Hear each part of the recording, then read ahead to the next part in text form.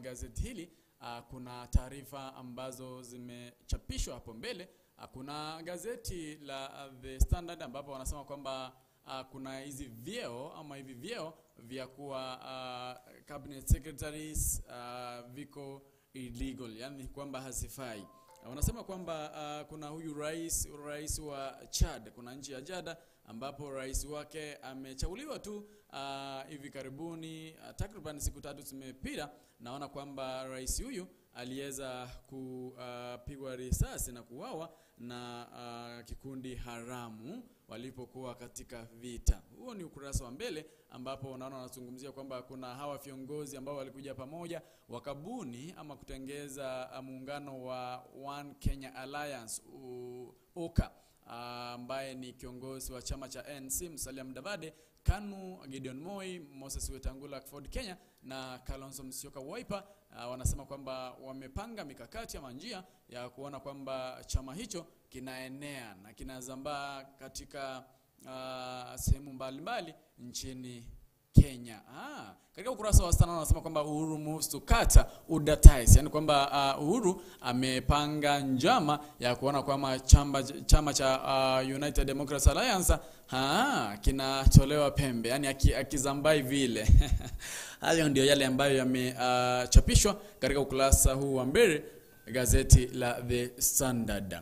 Nikianza na ukurasa wa pili wanasema kwamba kuna yale mahojiano ambayo wanasaka kama wanatafuta yule ambaye atakayemrithi jaji mkuu ama hakimu mkuu David Maraga ambaye alistaafu. Wanasema kwamba mahojiano hayo bado yanaendelea, na wanasema kwamba wale ama ile tume ambayo inafanya upekuzi ambayo inafanya mahojiano wawe waangalifu zaidi kwa wamchague yule jaji mkuu ama kiongozi ambaye atakuwa anafanyia wananchi kazi. Huo ni ukurasa wa pili ambapo naona pia wanazungumzia kuhusu jaji mmoja wa kwanza ambaye alikuwa na miaka 39. Huyu ni jaji ndiye alimwapisha rais wa Jamhuri ya Kenya wa kwanza Jomo Kenyatta. Ilikuwa mwaka wa 1868 1968. Jaji alikuwa anaitwa kama Kitili Maluki Mwendwa. Alikuwa na miaka 39. Huu ni ukurasa wa pili. Ukurasa wa tatu naona wanasema kwamba kuna mwanaume mmoja ambaye amerejea nyumbani baada ya kupotea kwa takriban miaka 14. Mwanaume huyu alipotea kutoka nyumbani miaka 14 iliyopita, na wenzake wakadhani kwamba alikuwa ashaaga, wakauzika mwili ambao walikuwa wanadhania kwamba ni mwili wake. Hapo ni katika kaunti ya Kakamega. Ukurasa ni wa tatu. Kuna huyu mwanaume ambaye amepotea kwa takriban miaka 14, na kuna huyu anko yake ambaye alitumia takriban shilingi 40,000 katika mipango ya mazishi yake. Mwanaume huyu anaitwa kama Anton Muhaki ambaye alitoka nyumbani Ikolomani April 14 2007. Amepotea kwa takriban miaka 14. Naona kwamba alirejea nyumbani na watu walifurahi, vishindo, watu walisherekea wakimkaribisha nyumbani. Huo ni ukurasa wa 3. Ukurasa wa 4 wanasema kwamba labda hii chanjo ya COVID-19 inaweza kuwa inawa-affect ama inawadhuru wanawake ambao wako ama wanawake wajawazito. Wanasema kwamba hii chanjo ya COVID-19 lazima ifanyiwe uchunguzi na kuona kwamba inaweza kuwa iko na madhara kwa wale wanawake ambao wako na ujauzito, ama inaweza kuwa ina affect how do you call that thing? Inaweza kuwa ina affect inaweza kuwa ina affect ule wakati ambao wanawake wako na maumivu, wako na shida tofauti tofauti. Wanasema kwamba hii chanjo ifanywe uchunguzi zaidi. Huo ni ukurasa wa 4. Ukurasa wa 5 upo Sioni News wanasema ukurasa wa 6 kwamba Jubilee starts process to end pact with UDA Party. Kuna ule uhusiano ambao wanashirikiana katika chama cha UDA ambacho kinadhaminiwa kwamba ni chama cha naibu rais William Samoei Ruto. Naona kwamba Jubilee Secretary General Raphael Tuju ameenda kwamba ameandikia chama ama ile tume ya kuajiri vyama ujumbe akiwaambia kwamba huo uhusiano kati ya chama cha Jubilee na chama cha UDA ama United Democratic Alliance uweze kukatishwa mara moja. Naona kwamba sasa washawazilisha huo ujumbe, wanangoja matokeo. Ukurasa wa 7 ni kuongelea kuhusu chama cha One Kenya ama One Kenya Alliance. Hichi ni chama ambacho viongozi wanne akiwa Musalia Mudavadi, chama cha ANC, Kalonzo Musyoka, chama cha Wiper Democratic Party, chama cha KANU ambaye kinasimamiwa na Gideon Moi, na chama cha Ford Kenya ambacho kinasimamiwa na Moses Wetangula, walikuja pamoja wakabuni na kutengeza chama hichi na kusema kwamba wameweka mikakati, wameweka njia mwafaka ya kuona kwamba chama hichi kinaenea na kuzambaa nchini Kenya. Katika ukurasa wa 8 wanasema kwamba kuna informers who bathe their life, kuna informers ambao walijitolea kwa muhanga na hata wengine kupotesha maisha yao kwa kusema ukweli. Huo ni ukurasa wa 8. Na nikifika ukurasa wa 10 naona wanasema kwamba kuna ule uamuzi ambao koti imetoa kwamba viti ama vyeo vya CAS jobs they are vifai ama they are illegal. Hivyo hivi vyama vya hivi vyeo vya cabinet secretary wanasema kwamba sipo illegal. Koti inaenda kupeana uamuzi huo baada ya muda ambao wanaona huku haujatibidhishwa. Huo ni ukurasa wa 10. Katika ukurasa wa 11 kuna huyu anaitwa kama advocate ambaye ameikuwa kwa wakati mmoja, ameikuwa lawyer wa Uhuru Kenyatta. Naona kwamba alijitolea, senior counsel anaitwa kama Ngatia alijitolea na kuenda kuhojiwa katika ile tume ya chief ya kutafuta hakimu mkuu wa Kenya baada ya aliyekuwa hakimu Judge Maraga kuretire. Naona kwamba huyu Ngatia ashajitolea na kuenda kuhojiwa juu ya cheo hicho. Anasema kwamba uhusiano wake na Uhuru Kenyatta, kwa sababu kwa wakati mmoja alikuwa amewahi kuwa lawyer wa Uhuru Kenyatta, na anasema kwamba uhusiano huo haupo, yeye tu anatamania cheo hicho ama kiti hicho cha kuwa hakimu mkuu. Na katika ukurasa wa 14 wanasema kwamba Ruto ajiandaa na anaangalia upeo juu ya uchaguzi mkuu mwaka wa 2022. Kuna jamaa mmoja katika ukurasa wa 15 ambao anasema kwamba ni jamaa ambaye anajitafutia, ni mtu ambaye anajitafutia, ni hoka ambaye anauza vyakula katika jiji la Kisii Town. Katika jiji la Kisii Town kuna jamaa mmoja huku ambaye anajitafutia. Hayo ni yale ambayo yameangaziwa katika ukurasa huu wa 15. Nikisonga mbele katika ukurasa wa 16 wanaendelea kuzungumzia kuhusu curfew. Najua kuna wale ambao wamekuwa wakikesha nje, wengine wanalala nje kwa sababu ya kutofuata yale masharti ambayo yalipeanwa na Uhuru Muigai Kenyatta ambaye ndiye rais wa Jamhuri ya Kenya. Ukumbuke kwamba curfew iliongezwa hadi tarehe 29 mwezi wa 5 ama mwezi ujao, wakati wananchi katika jiji la Nairobi wanaendelea kukesha nje kwa sababu ya kufungiwa na muda kuwa mchache wa kufika nyumbani. Wengine wanakosa magari ya kuwapeleka nyumbani. Hayo ndio yanaendelea kushuhudiwa katika sehemu mbalimbali nchini Kenya. Katika ukurasa wa 18 wanazungumzia kuhusu Ramadhana. Najua kuna wale dada zetu, ndugu zetu ambao ni Waislamu wako katika mvungo ama msimu huu wa kufunga katika Ramadhana. Na sisi tunaombea kwamba saumu makbul na Ramadhan Karim nyakati hizi ama wakati huu wa mfungo. Naona huku kuna ratiba ambayo inafaa kufuatwa leo kwa wale waumini wa dini ya Kiislamu.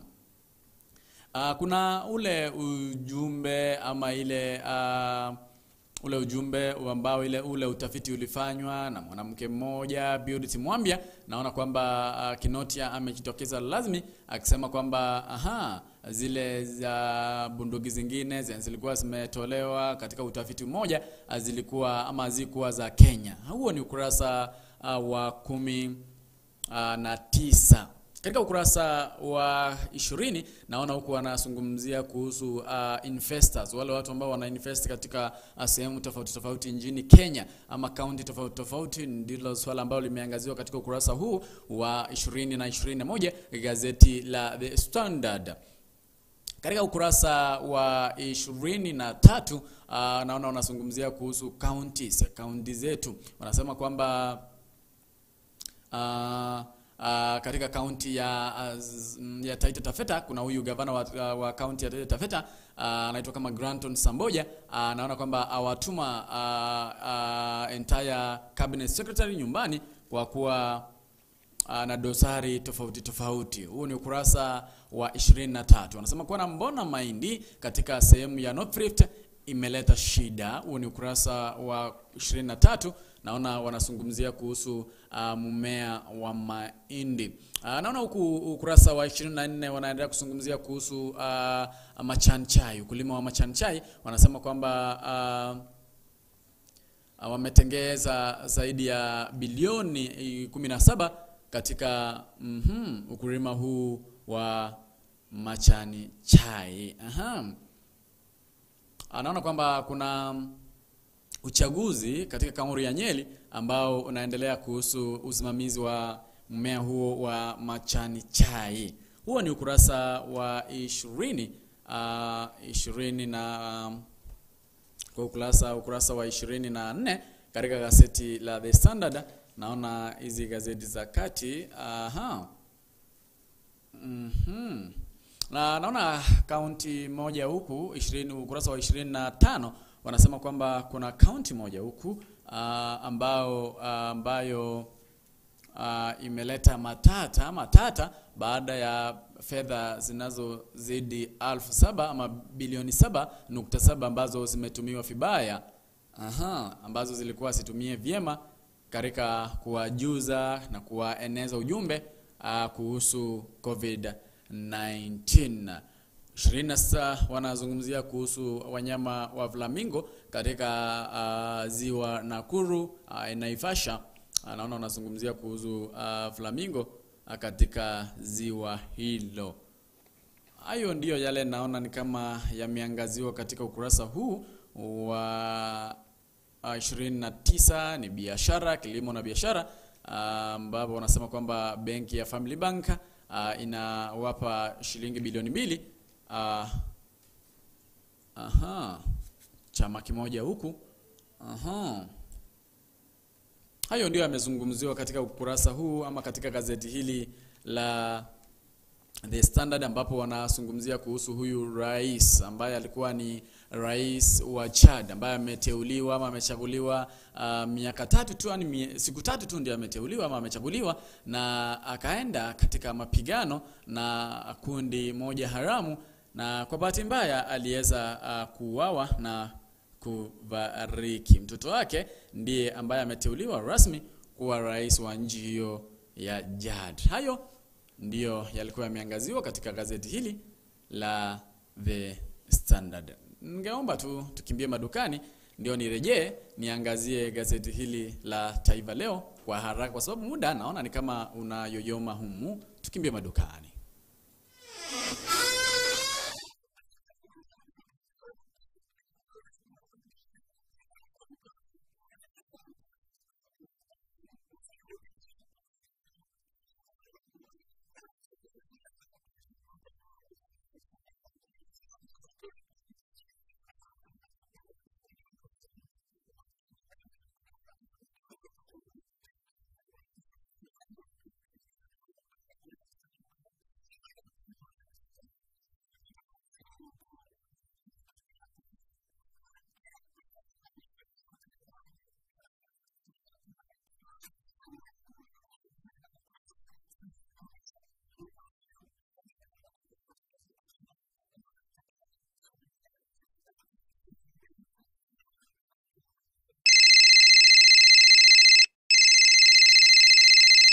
Tafuta encyclopedia ya Ekegusi na Soybeans, zote zipo.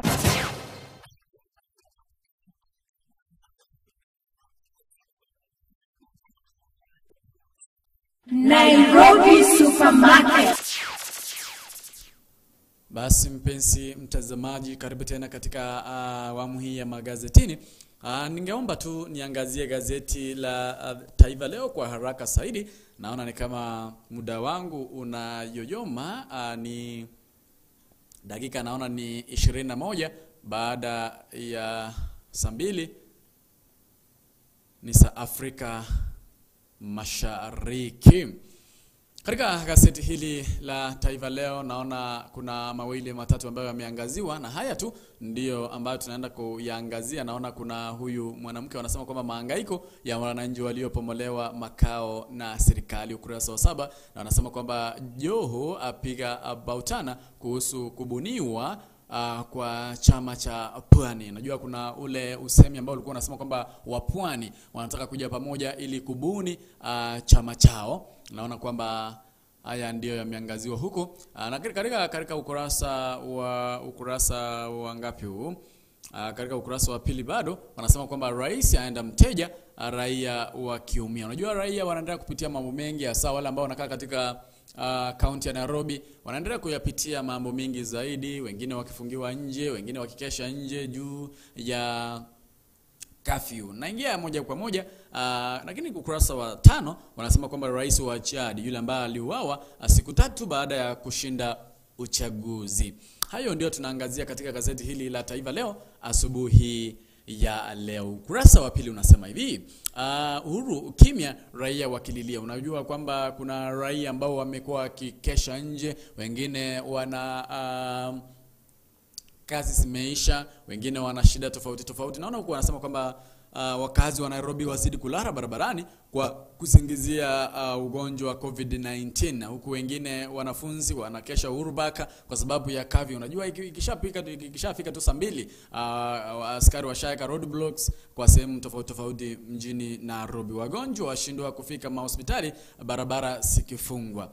Wengine wanasema kwamba serikali ya buusa shida na uchukuzi misongamano Nairobi. Katika taarifa hii bado wanasema kwamba maelfu hawana ajira tangu lockdown Nairobi ilipoanza. Wengine wanasema kwamba mamia waendelea kubomolewa makao yao msimu huu wa janga la COVID-19. Huo ni ukurasa wa pili. Naona wanasema kwamba kuna polisi ambao ni wawili, maafisa wa polisi wawili ambao walipata ajali baada ya roli moja kupita tu na wao katika kizuizi kimoja ambacho walikuwa wamekieka barabarani katika jiji la Nairobi, Thika Road. Ndio walikuwa wameweka kizuizi hicho na rodi hilo moja likakuja likawajeruhi. Kuna huyu Ngatia ambaye amekuwa lawyer wa rais wa Jamhuri ya Kenya Uhuru Muigai Kenyatta. Naona kwamba anajitenga na uhusiano wake na rais, akisema kwamba yeye tu anasaka tu kiti cheo cha hakimu mkuu. Hii ni baada ya aliyekuwa hakimu mkuu Judge David Maraga kustaafu. Wanasema kwamba wakaasi katika kaunti ya Lamu wanasema kwamba makafasi yatafuta shilingi milioni 50 kwa kukarabati misikiti katika bunge hilo ama kaunti hiyo, misikiti ile ambayo ilikuwa inatumia hapo kale. Na katika ukurasa huu wa 3 pia wanasema kwamba Joho akadiri umoja wa Pwani ungalipo. Unajua kuna wale wamesema kwamba wa Pwani wana plans, wana njia ambazo wanataka kuja pamoja ili kuona kwamba wanatenga chama kimoja ama wanaungana kuunda chama kimoja ambacho kitakuwa kinazungumzia wa Pwani kwa pamoja. Ikumbuke kwamba wapwani kwa sasa wanayumba tu, wanafanya mikutano, wamefanya misururu ya mikutano, lakini bado hawajafikia ama hawajakuja na chama kimoja ambacho kitakuwa kinawaleta pamoja. Katika ukurasa wa 4 ni Ramadhan. Naona ni habari kutoka kaunti mbalimbali. Kuna ile ratiba ambayo inafaa kufuatwa leo katika wale ndugu zetu, dada zetu Waislamu. Wanasema kwamba mpendwa ambaye anasoma gazeti hili, huu ni wa saa ama ni nasaa ya Ramadhani. Hivyo unaomba kwamba ufunge vyema na uzingatie zaidi ucha Mungu katika mwezi huu wa Ramadhani. Dada zetu, kaka zetu, wazazi wetu wale ambao ni Waislamu, tunawaomba kwamba muwe na Ramadhani karima na saumu makbul. Huu ni ukurasa wa 4. Katika ukurasa huu wa 4 pia wanasema kwamba kieleweke, Uhuru bado ndiye msemaji wa milimani. Nasema kwamba Uhuru Kenyatta ambaye ndiye rais, yeye bado ndiye msemaji kwa watu wa Rift Valley, Mount Kenya yote. Anasema kwamba Uhuru bado yeye ndiye msemaji. Katika ukurasa huu bado kuna wale ambao wanasema kwamba dawa za ARVs sipeanwe kwa wananchi, kwa sababu wananchi wanaumia. Wale ambao wanaishi na virusi vya ukimwi bado wanaendelea kulia. Wanasema kwamba wapewe dawa ya ARVs. Katika ukurasa wa 5 wanamzungumzia kuhusu rais wa Chad ambaye alifariki vitani baada ya kuchaguliwa tena. Unajua rais amechaguliwa tu bindi tu takriban siku 3 ambazo zimepita. Rais huyu wa Chad alichaguliwa kuwa rais, lakini sasa kwa bahati mbaya aliuawa vitani. Anaitwa kama Idrissa Deby.